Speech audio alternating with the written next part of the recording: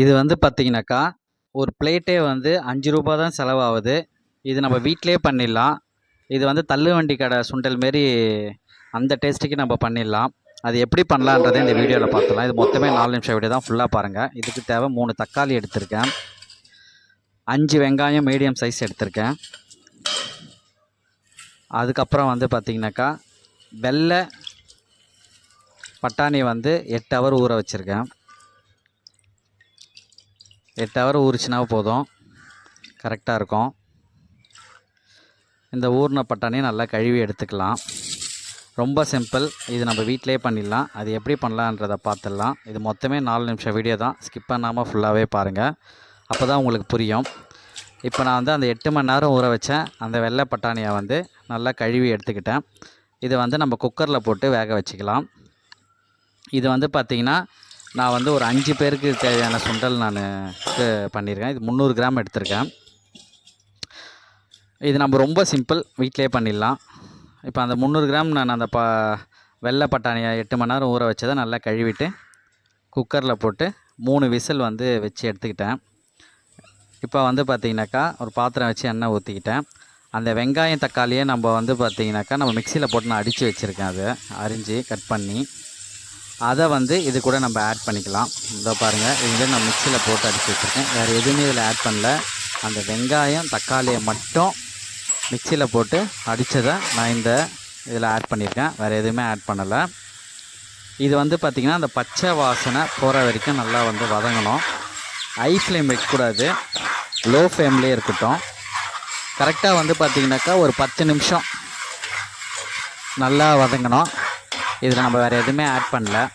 இப்போ தள்ளுவண்டி கடையில் பண்ணுற சுண்டல் வந்து பார்த்திங்கனாக்கா அவங்க வந்து அஜினமோட்டோ ஆட் பண்ணுவாங்க, சாட் மசாலா ஆட் பண்ணுவாங்க, அதுமாதிரி நிறைய ஆட் பண்ணுவாங்க. நம்ம அதெல்லாம் எதுவுமே பண்ணலை. இப்போ இதை நல்லா பார்த்திங்கனாக்கா 10 நிமிஷம் அந்த பச்சை வாசனை போனதுக்கப்புறம் 3 விசில் வச்ச அந்த வெள்ளை பட்டாணியை இதில் ஆட் பண்ணிக்கிறேன். ரொம்ப சிம்பிளுங்க, இது நம்ம வீட்டிலே பண்ணிடலாம். ரொம்ப ரொம்ப சிம்பிள். 3 காம்பனண்ட்டு தான் எடுத்திருக்கேன். இதில் என்னன்னு பார்த்தீங்கன்னாக்கா தக்காளி, வெங்காயம், வெள்ளை பட்டாணி, மஞ்சாத்தூள் ஆட் பண்ணிக்கிறேன் தேவையான அளவுக்கு. இது கூட வந்து குழம்பு மிளகாத்தூள் ஆட் பண்ணிக்கிறேன். வேறு எதுவுமே இல்லை. என்னென்னு பார்த்தீங்கன்னாக்கா தக்காளி, வெங்காயம், மஞ்சாத்தூள், குழம்பு மிளகாத்தூள், வெள்ளை பட்டாணி, அவ்வளோதான். இப்போ வந்து தண்ணி கொஞ்சம் ஆட் பண்ணி இது வந்து பார்த்திங்கன்னா லோ சிம்லேயே வந்து பார்த்திங்கன்னா கொஞ்சம் நேரம் வேகட்டும். 3 விசிலுக்கு மேலே வச்சிடாதீங்க, குழஞ்சி போயிடும், நல்லா இருக்காது.